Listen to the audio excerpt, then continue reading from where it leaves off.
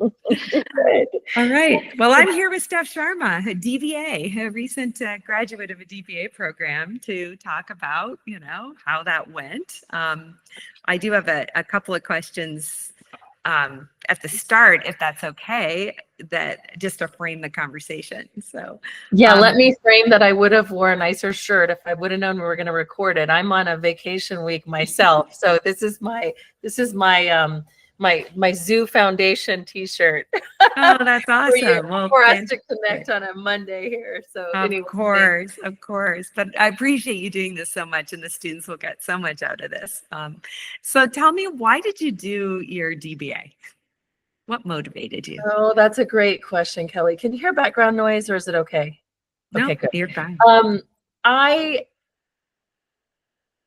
There are a few reasons. There are 3 reasons I got my DBA. One is it was COVID, and I had been researching doctorate programs, and I found one that was hybrid. And my MBA was hybrid with Thunderbird, and I love the hybrid approach.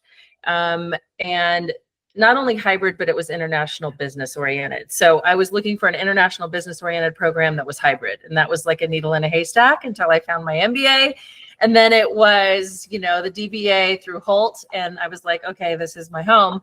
But the other reason was I have been in business consulting, as you know, Kelly. We met and have had paths kind of intersect with respect to consulting and workplace management. And I have seen a lot of bad research turn into great consulting or great consulting engagements. And I'm like, wait a minute, there's a disconnect here. I'm passionate about great research from being at Gallup for 20 years. And I'm doing good research. I think I should back it up with a degree. And the third reason, I think, is just because I want to teach for part-time as I retire or think about the last part of my career. So that's why a DBA. Well, I think that's so interesting because a lot of students maybe think that they don't want to teach or haven't really thought about that as a retirement. But it is interesting how your perspective changes after many years in the workforce, that you've got all this practical knowledge. Wouldn't it be great in your sunsetting years to be able to work with kiddos and, and do that teaching part? So it's exciting to think that, I thought you were just going to talk about your consulting practice, but it is really cool to hear that you also want to teach. So yeah, I don't know if I would have said that, Kelly, when I left Gallup and went to Seattle because Kirit got a job at Amazon. We never thought we'd live in the Northwest, and a really amazing dean who's no longer living. He was just an amazing guy. He had been part of the starting of Pinchot, and which was purchased by Presidio. It was actually Bainbridge Graduate Institute. He invited me to teach a strategy class, and it was kind of a short notice thing. And I was like, I don't know, no, that's okay, And he said, no, really, I want you to think about it. And it was a game changer for me to take that practical knowledge and translate it into something that I could give back, because I think we teach mostly to give back. And so that was probably someone asking me to do something I probably wouldn't have opted to do. So I think when those things, there's one other person I've worked with at Gallup who said, you get the yes award because a lot of people don't say yes. They say not right now, or I don't know it, and I tried to say no. But if you really allow yourself to say yes, then really great things happen, I think. Yeah, I agree. And it is giving back. That because the salary is not what you're exactly used to. But at the same time, I feel like some people are in it for the lifestyle a little bit, and it really takes special people like you to be in it for the give back, because it's not easy. It's a challenging profession for sure. It really is. I always put more in than I always overdo it. Just got back from Mexico, and I'm quite exhausted from giving my whole self to the classroom. It's like I guess it must feel like how an actress feels when they, go on stage every time, and you're just leaving it all on the table, as they say. But anyway. Yeah, for sure. So switching gears a little, tell me about what your dissertation was about. Well, I wanted to not be focused on workplace experience and engagement, but that's what I know a lot about. And I think when I've joined a couple doctoral webinars. One was out of Turkey with AOM, Academy of Management. And I found that a lot of PhD students are still wondering what their topic is going to be 6 months after they've started. And that's not just Turkey, that's internationally. And I was like, really? Because I think the program that I selected, and I think strong DBA programs really want you to focus on something that you know a lot about. But then there's the humility that comes with doing the research that you've never done on something you know a lot about, right? And so my thesis was on empowerment and engagement in the workplace. The longer answer to that is that it is how empowerment drives well-being, which leads to engagement. And I had to do a lot of research and support to put engagement as an outcome and well-being as something that drove engagement. Both are true. Engagement drives well-being and well-being drives engagement.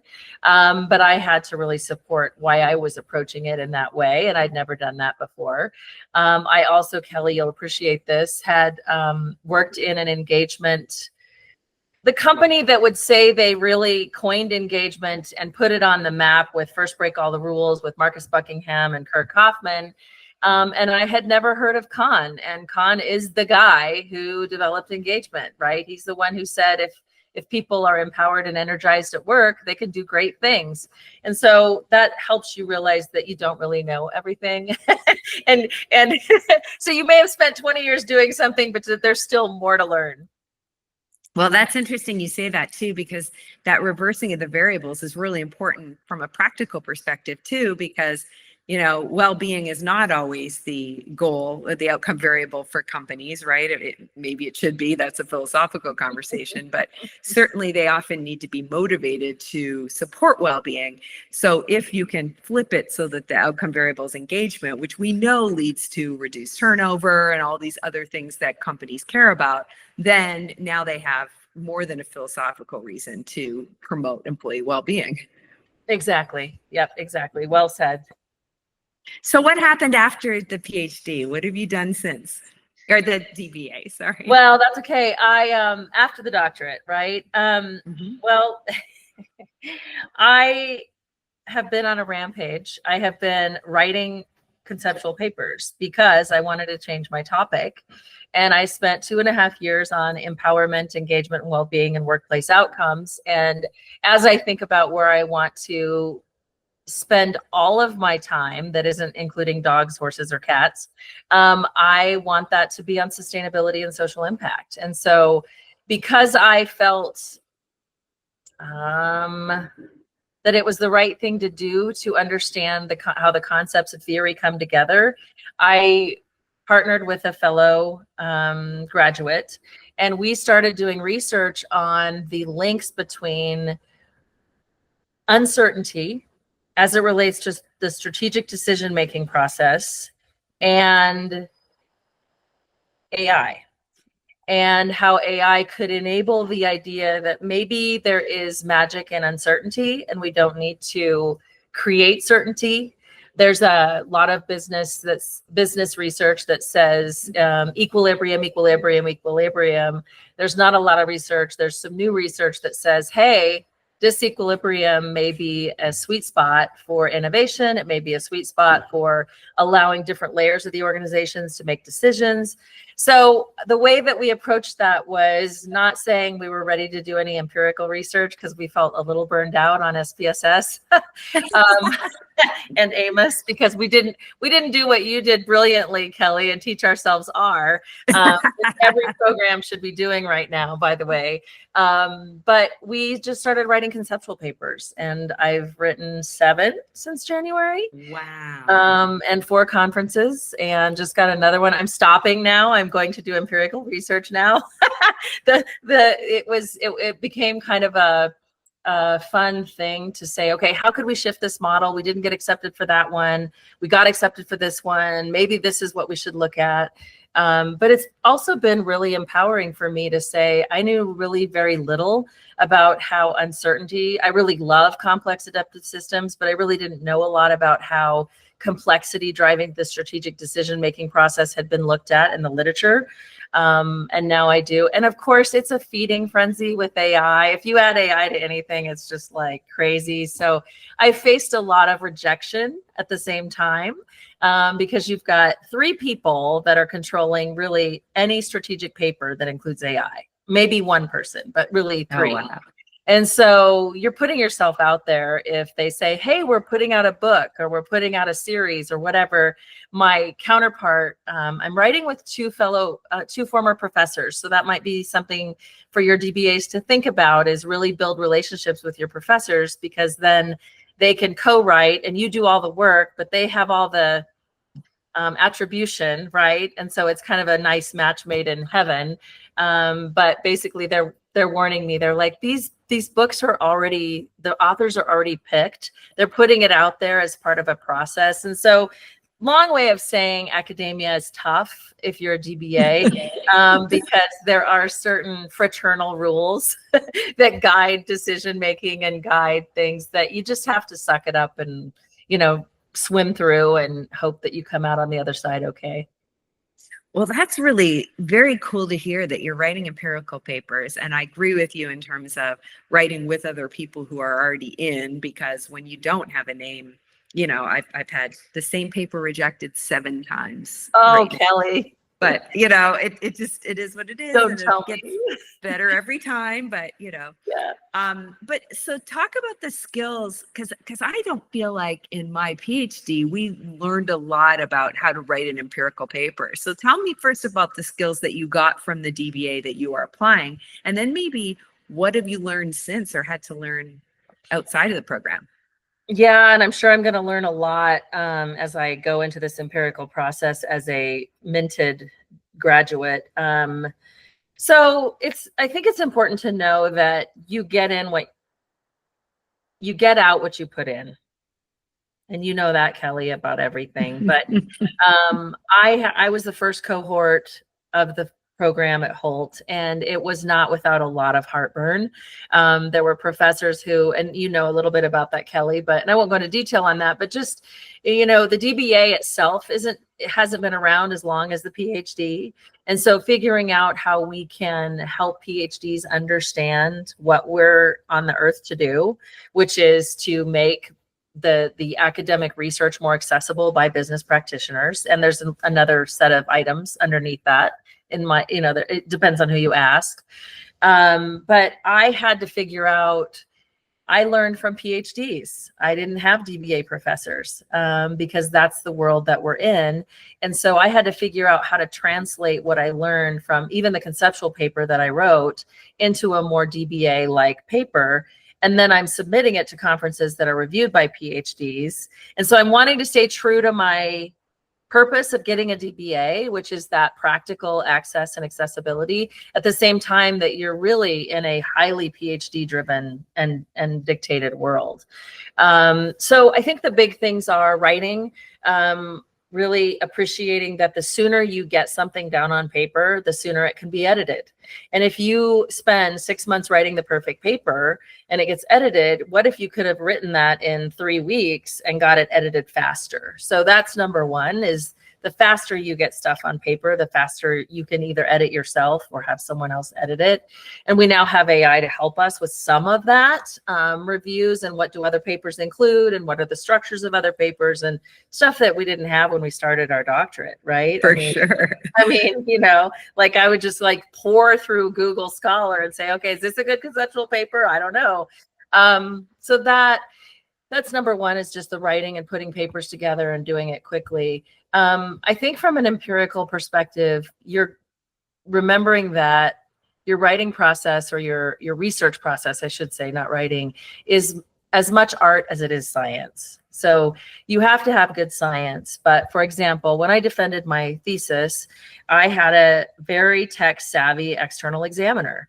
And I had taken my continuous variable and converted it to a categorical variable. And I did that with great intention, but I didn't defend it in my paper. And so I share that story because I then, when I went back with my revisions, defended my decision to make it a categorical variable, but I had better support. So whatever you choose to do from an empirical perspective, support it. That's it. Like, you find support for it. And if you don't find support for it, then you probably shouldn't do it. Like building a scale. You probably shouldn't be building a scale unless you've completely confirmed that there are no other scales like that. Right. You know, you're going to get attacked by sharks if you try to build a scale and there's one like it. I think the last thing I would say is finding these partners that are really willing to give you feedback and do it, and you build a relationship where they can be candid with you, because you'd rather have a partner give you candid feedback. I mean, you're going to have the 7 times rejections, like you said, you know, like signing up for that. Oh my gosh. But being with partners that are really rigorous in what they're doing. I've worked with other researchers and faculty, and they're a little bit all over the map, and they're not organized, and things are going to be last minute, and maybe they're not doing their part. And I've had another experience where I did all the work and I was second author. So you really want to be a really good communicator and really work with people who are highly responsible and good communicators, because the art part will get you every time. You can have great science, but if you don't have the art part, then it can just all fall apart. For sure, for sure. So you started out this answer by talking about, you know, publishing in the PhD world and going to conferences in the PhD world and even learning in the PhD world. So tell me, why are you trying to publish in the PhD world and not in the practitioner journals? Why aren't you going for HBR or one question. of the... That's a good question. I asked a guy that at the Positive Workplace conference in Michigan. That was an interesting conference and really well done from a research perspective. I said, why aren't you putting this in HBR? He was doing really amazing research on well-being and heart rates. I mean, it was really cool stuff. I mean, almost clinical, but not. And he says, well, we have to do the right thing and get it published academically first. Interesting. And so I don't know, Kelly, it's going to evolve. It's, you know, I probably need to spend more time with DBAs that have been out there a little bit longer to see what they're doing. There are many assumptions that DBAs are just going to go back into practice. And so they're not going to do research. And so I think there's some unknowns as it relates to DBAs doing research that is, from an academic perspective, very rich, and not just saying, hey, put me in HBR. I don't have a great answer for that. It is a good question. Yeah, it's like, if you're going to stick true to the DBA world, then, you know, and maybe the right answer is to start a DBA practice journal that, you know, really does a better job of marrying the two sides. You know, because you've learned these rigorous research methods. There's nothing you didn't learn, you know, in the DBA that the PhD just does it more. Right? Well, I think the PhD does a deeper dive into theory, right? You really have to come up with a new theory, and that takes some time. I had to extend that theory, and I had to do it meaningfully and with rigor. I had to contribute to that theory, the theory that I selected, you know, but I think you're really right, Kelly. I think there's an opportunity for new ways of doing research and new ways of publishing. The EdBack is an organization that is for the doctorate in business. And they have a conference every year in September. And I co-wrote with the dean of the associate dean of my program. And we wrote on human AI co-scholarship, and it is going to be presented at conference. And the comments I got back, or we got back collectively, there were 3 of us. I was author number 2.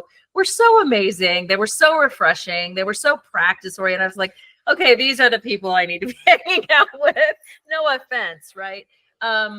Whereas I get, you know, the Euromed paper, I get a whole list of things to revise, and half of them are in the paper. They're just maybe not with the same heading that someone else, here's the art, right? Someone else would have. And so you have to play the game with, oh, thank you so much. Let me revise these headings for you, you know. But I think you're right. I think as a doctorate, we have to figure out, are you going to, many of my counterparts are going to stick with being practitioners. They're not going to do research, but they have a doctorate in business to understand that deeper commitment to rigor and practice. And that's okay. And then there's probably me, who's going to be in the middle. I'm going to continue consulting and do research. Maybe I'm trying to prove to myself that I can. I don't know, Kelly. Well, that was my next question.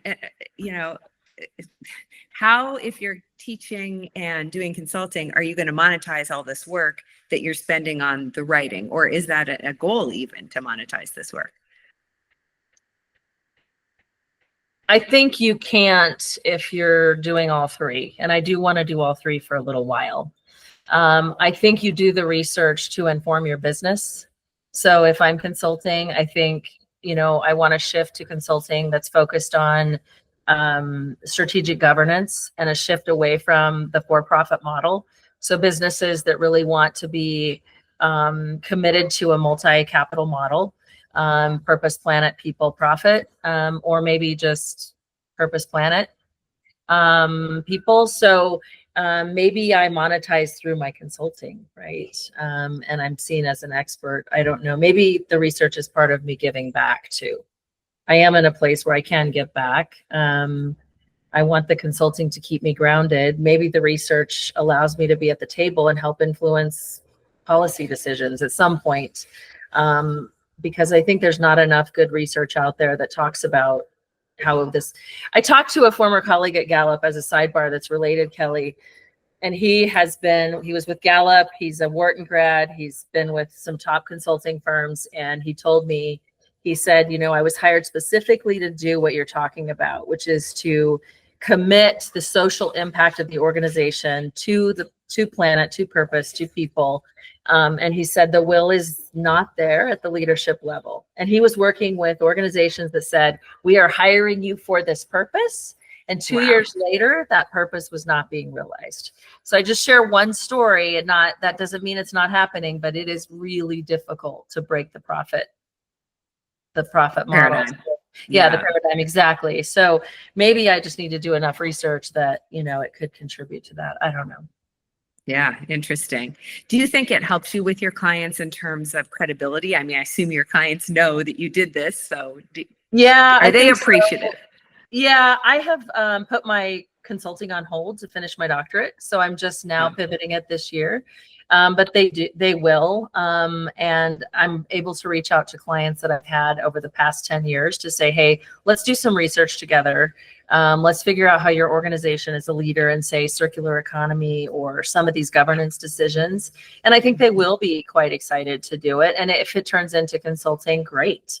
If not, then I'm helping extend their work to others, maybe, you know. Right.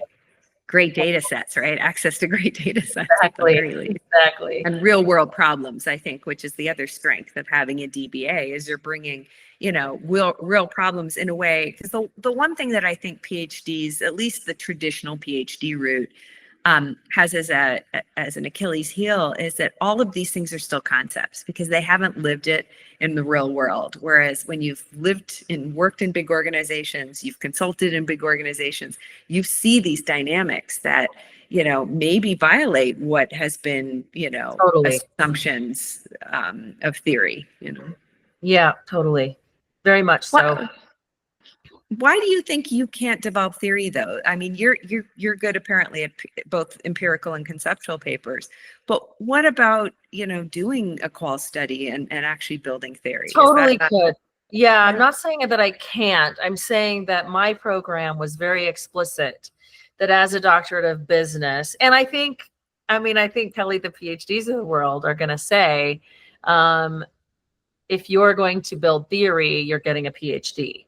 If you are going to extend theory, if you're going to extend theory in the way that it is viewed, applied, used, studied, leveraged, then you are a doctorate of business.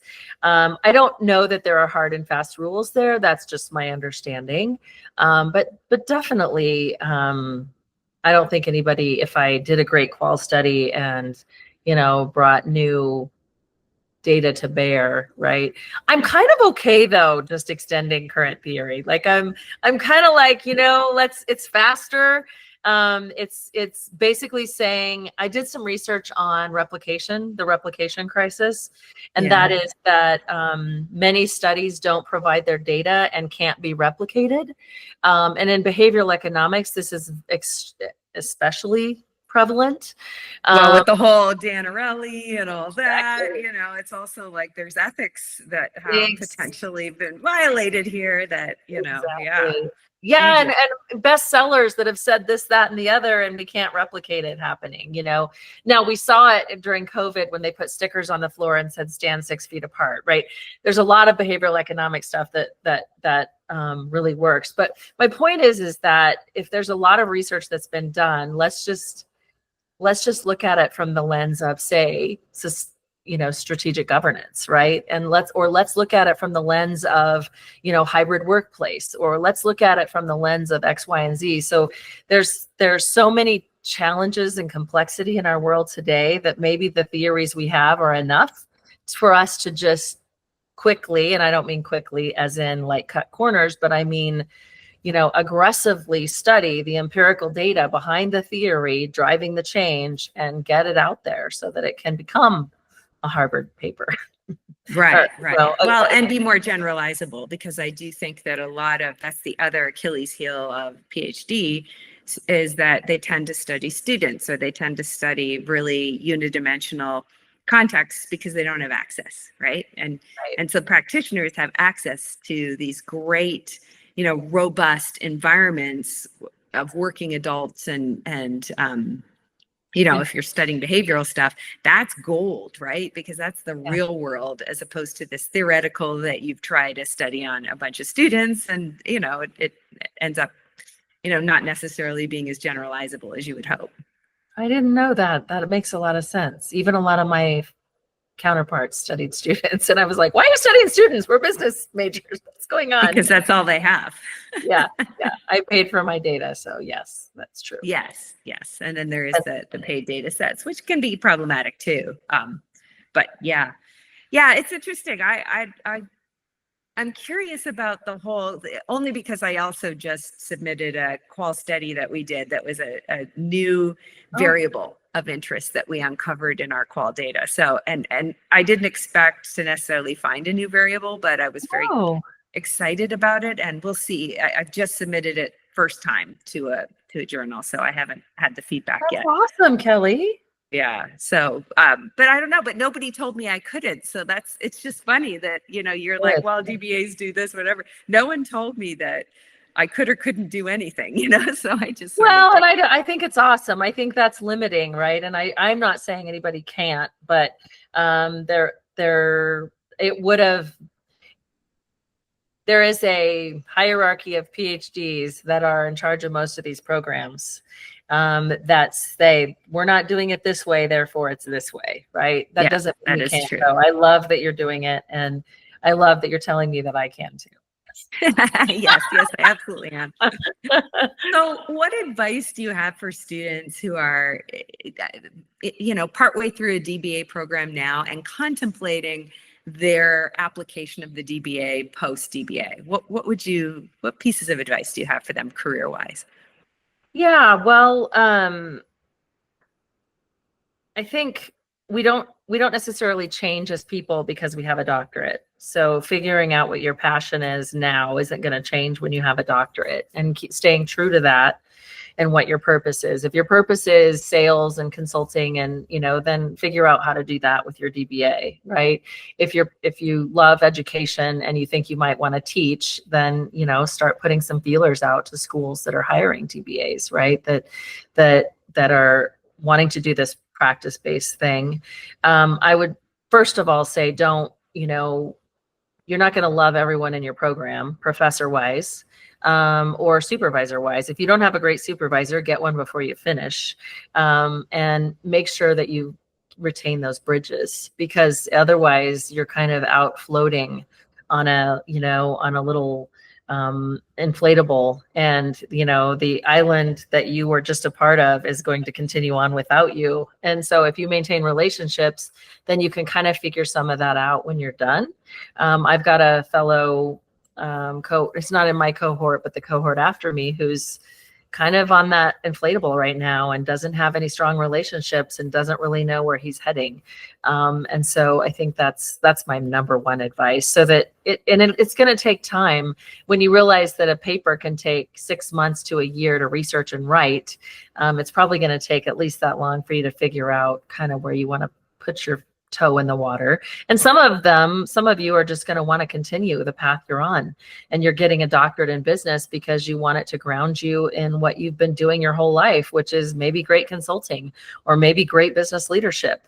And that's great. And you're going to maybe have the responsibility baked into you now to bring in research, to bring in data, to bring in, verifiableness to what you're doing. So Right. And it even teaches you to read differently. Now when you read totally. something and you hear that, these two constructs are connected, you're like, well, prove it to me. I want to go see the study that linked these. And does that apply for real in my environment, or are there flaws in the study?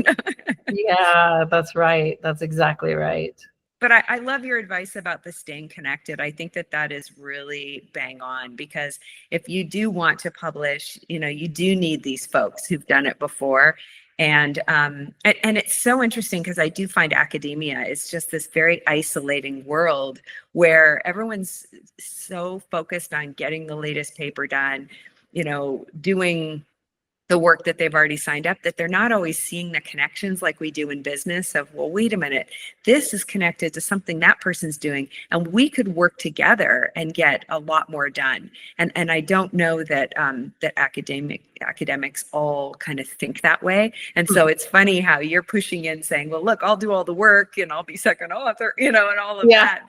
Yeah. But that is part of it. It's that, you're freshly minted, and you've just learned some stuff. So you could have a really great mentor-mentee relationship with a researcher who is in the space and who does have the door open, and that can be really fruitful. And again, if you understand that you have something to bring too, like you have data and you've real world experience that they likely don't have. Yeah, exactly. Absolutely.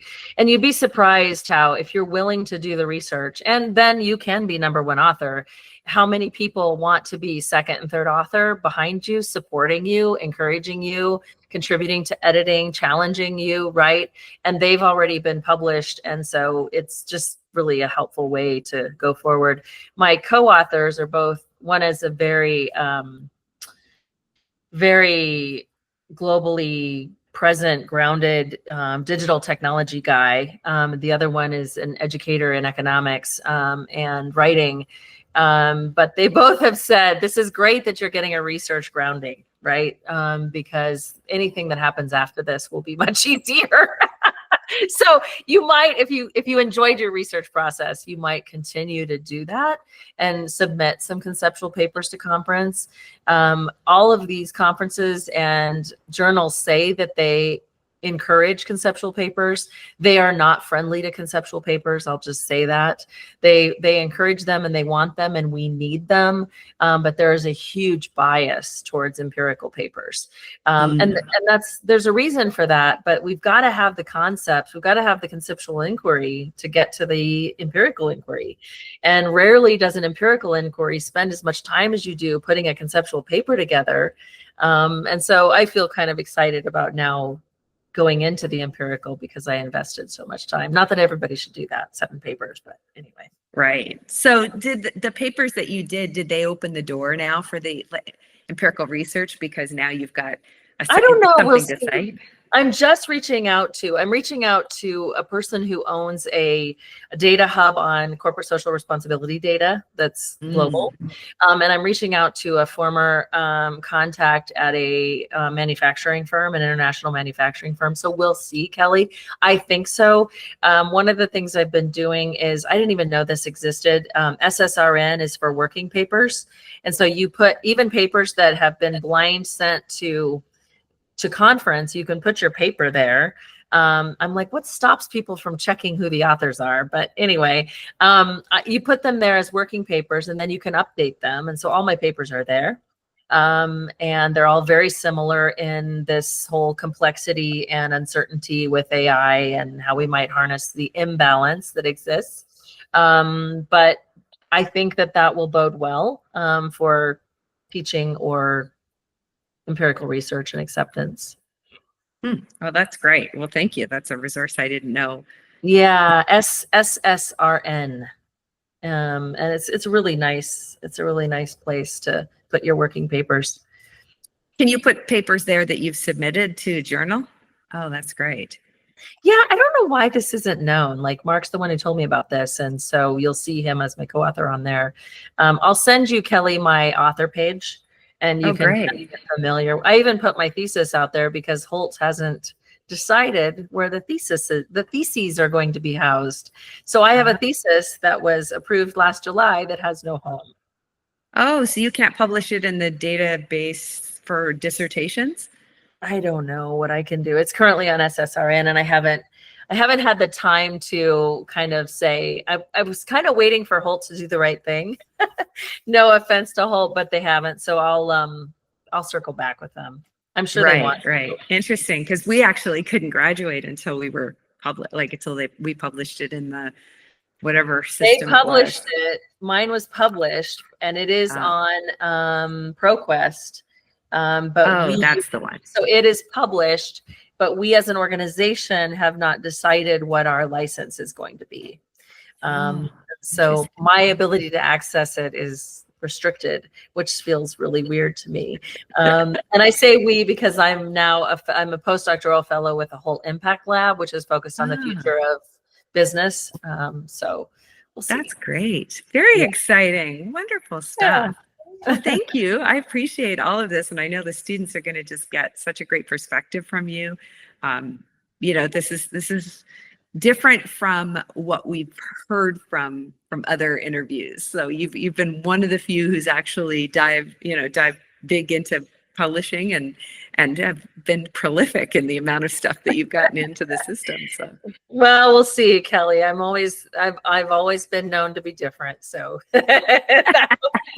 and I'm happy for you to share my contact details. If I can be of any help to anyone once they're done, I'd be happy to, or just helping them navigate. Oh, that's great. Yeah, absolutely. All right. Do you want to stop recording? Yeah. If I can. Oh, manage recording.